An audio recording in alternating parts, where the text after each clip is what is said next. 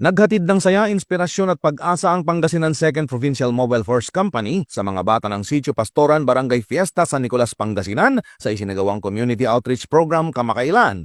Ang aktibidad ay pinangunahan ni Police Captain Jerwin L. Cabreros, katuwang ang Pangasinan Finest Eagle Club, Urdaneta City University Personnel Association at ang Center for Communication Development and Extension Services. Layunin ng programa na magbigay ng tulong at malasakit sa mga bata na nangangailangan habang pinatitibay ang ugnayan ng pulisya at komunidad.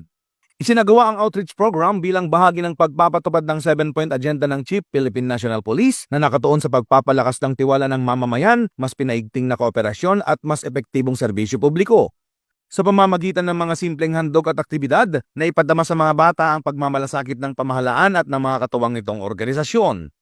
Ayon sa Pangasinan 2nd PMFC, ang ganitong mga inisyatiba ay mahalaga upang mapanatili ang kapayapaan at kaayusan sa komunidad, lalo na sa mga liblib na lugar at upang maiwasan ang anumang banta ng kaguluhan o insurgency sa hinaharap.